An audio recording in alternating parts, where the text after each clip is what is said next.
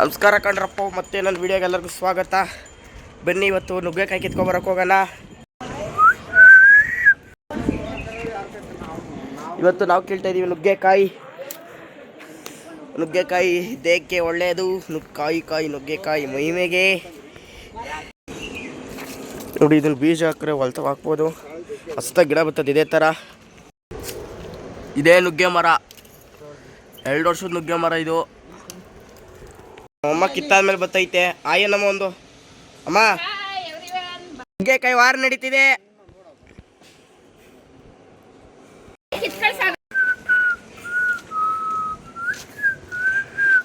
ಇವತ್ತು ಮನೇಲಿ ನುಗ್ಗೆಕಾಯಿ ಹಬ್ಬ, ನುಗ್ಗೆಕಾಯಿ ಸಾರು, ನುಗ್ಗೆಕಾಯಿ ಪಲ್ಯ, ಮಸ್ತ್ ಟೇಸ್ಟ್ ಮಾತ್ರ.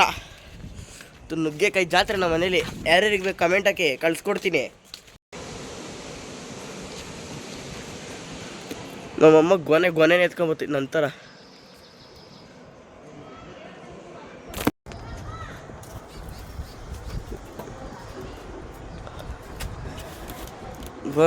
ನುಗ್ಗೆಕಾಯಿ ಕಿತ್ತಿದ್ದೀವಿ, ನುಗ್ಗೆಕಾಯಿ ಮಾಡ್ತಾ ಇದ್ದೀವಿ.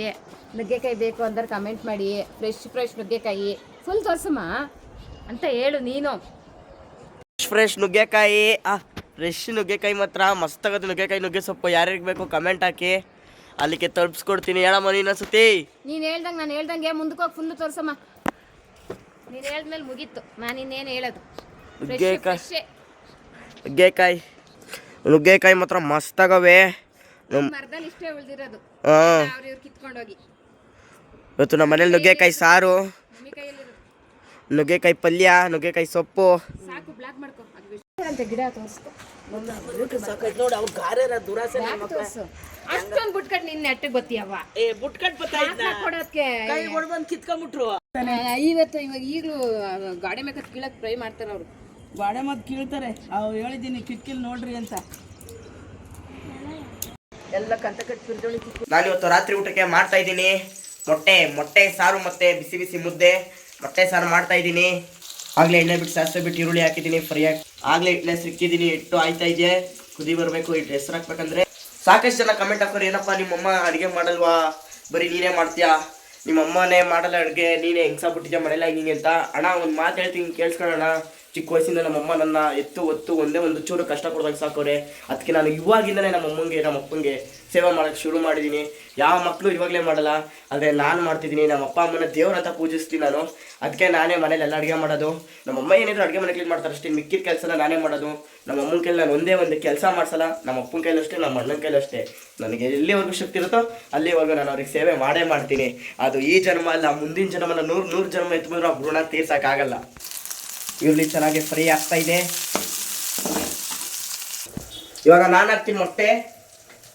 ನಾನು ಸದ್ಯಕ್ಕೆ ನಮ್ಮ ಅಪ್ಪವರು ಒಬ್ಬರಿಗೆ ನಾವೆಲ್ಲ ಊಟ ಮಾಡಿದ್ವಿ, ಅದಕ್ಕೆ ನಾನು 2 ಮೊಟ್ಟೆ ಹಾಕ್ತಾ ಇದ್ದೀನಿ.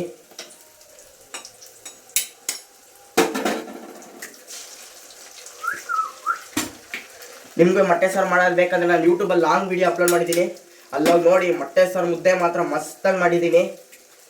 ಅಲ್ಲೋದ್ರೆ ನಿಮಗೆ ಫುಲ್ ವಿಡಿಯೋ ಸಿಗುತ್ತೆ. ನನ್ನಂಥ ಹುಡುಗರು ನೀವೆಲ್ಲರೂ ಮಾಡ್ಬೋದು.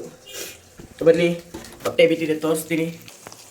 ಮೊಟ್ಟೆ ಕ್ಲೀನಾಗಿ ಬೇಯ್ತಿದೆ. ಇಟ್ಟು ಇನ್ನೇನು ಕುದಿ ಬಂತು, ಇನ್ನೇನು ಅಡುಗೆ ಮಾಡ್ತೀನಿ. ಸಾಕಷ್ಟು ನನಗೆ ನೆಗೆಟಿವ್ ಕಮೆಂಟ್ಸ್ ಬರುತ್ತೆ, ಆದರೆ ನಾನು ನೆಗೆಟಿವ್ ಕಡೆ ಫೋಕಸ್ ಮಾಡಲ್ಲ. ಈ ಸಾಗರ್ ಯಾವತ್ತಿದ್ರು ಫೋಕಸ್ ಮಾಡೋದು ಬರೀ ಪಾಸಿಟಿವ್ ಬಗ್ಗೆ. ನನ್ನ 100 ಜನರಲ್ಲಿ ಒಬ್ಬರಾದ್ರೂ ಪ್ರೀತಿಸೋರಿದ್ರೆ ಅಷ್ಟೇ ಸಾಕು ನನಗೆ. ಒಬ್ಬರಾದ್ರೂ ಪ್ರೀತಿ ಕೊಡ್ತಾರಲ್ಲ, ಈಗಿನ ಕಾಲದಲ್ಲಿ ಯಾರು ಕೊಡ್ತಾರೆ? ಕ್ಲೀನಾಗಿ ಬೇಯಬೇಕಂದ್ರೆ ಅದಕ್ಕೆ ತಟ್ಟೆ ಮುಚ್ಚಬೇಕು. ಈಗ ತಟ್ಟೆ ಮುಚ್ಚಿದ್ದೀನಿ, ಕ್ಲೀನಾಗಿ ಮೊಟ್ಟೆ ಬೇಯುತ್ತೆ. ಹಿಟ್ಟಿನ ಕಡೆ ನೋಡೋಣ. ಈಗ ಹಿಟ್ಟಿನ ಹೆಸರು ಬಂದಿದೆ. ನಾನು 2 ಲೋಟ 3 ಲೋಟ ನೀರು ಹಾಕಿರೋದ್ರಿಂದ ಬರೀ ಒಂದೇ ಒಂದು ಬಟ್ಲ ಹಸಿಟ್ಟು ಹಾಕಬೇಕು. ಇಷ್ಟ ಹಾಕ್ತಾ ಇದ್ದೀನಿ. ಹಿಟ್ಟಿನ ಕೋಲ್ ಹಾಕಿ ಕುದಿ ಬರೋ ಗಂಟ ಕಾಯಬೇಕು. ಕುದಿ ಬರ್ತಾ ಇದೆ, ಕುದಿ ಬಂತು. ಹಸಿಟ್ಟಾಗಿ ಕುದಿ ಹಾಕಿದ್ದೀನಿ. ಈಗ ನಾವು ಸದ್ಯಕ್ಕೆ ತಟ್ಟೆ ಮುಚ್ಚೋಣ, ಕ್ಲೀನಾಗಿ ಬೇಯುತ್ತೆ. ನಾವು ಮೊಟ್ಟೆ ಕಡೆ ನೋಡೋಣ. ಮೊಟ್ಟೆ ಸಾರು ಮಾಡೋಕ್ಕೆ ಮೊಟ್ಟೆ ಹಾಕಿದ್ವಲ್ಲ, ಇದು ಕ್ಲೀನಾಗಿ ಆಗೈತೆ, ಎಲ್ಲ ಬೆಂದೈತೆ. ಇವಾಗ ಇದನ್ನ ಮಾಗಾಡಿಸಿ ಮಸಾಲೆ ಪುಡಿ ಮತ್ತೆ ನೀರು ಹಾಕ್ಬೇಕಷ್ಟೇ. ಕ್ಲೀನಾಗಿ ಮಾಗಾಡ್ಸಿದ್ದೀನಿ. ಈ ಲೋಟದಲ್ಲಿ ಬರೀ 2 ಮೊಟ್ಟೆ ಹಾಕಿದ್ರಿಂದ ಈ ಲೋಟದಲ್ಲಿ ಬರೀ 1 ಲೋಟ ನೀರು ಮಾತ್ರ ಉಯ್ಬೇಕು. ನಾನೊಂದು ಮೀಮ್ಸ್ ನೋಡಿದೆ, ನಂಗೆ ತುಂಬಾ ಇಷ್ಟ ಆಯ್ತು. ಪೈಚಾನ ಮುಜ್ಜೆ ಟುಡುನ್ ಟ್ಯಾಡ್ಯಾ ನೀರು ಹಾಕಿದ್ದೀನಿ. ಅದೇ ತರ ಅರ್ಧ ಲೋಟ ಮಸಾಲೆ ಪುಡಿ ಹಾಕ್ಬೇಕು. ಇದನ್ನ ಇವಾಗ ಮಾಗಾಡ್ಸೋಣ. ಹೈ ಫ್ಲೇಮಲ್ಲಿ ಇಕ್ಕಿ ಇವಾಗ ಮಾಗಾಡಿಸ್ಬೇಕು. ಬರೀ ನಮ್ಮ ಅಪ್ಪ ಒಬ್ಬರಿಗೇನೆ.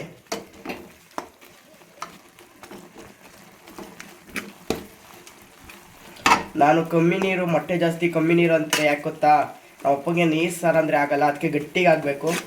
ಅದಕ್ಕೆ ಗಟ್ಟಿಗೆ ಹಾಕಿದ್ದೀನಿ. ಹೀಗೆ ಉಪ್ಪು ಹಾಕೊಂಡು ಕ್ಲೀನಾಗಿ ಮಾಗಾಡಿಸ್ತಾ ಇದ್ದೀನಿ. ಸಾರು ಗಟ್ಟಿಗೆ ಮಸ್ತಾಗುತ್ತೆ.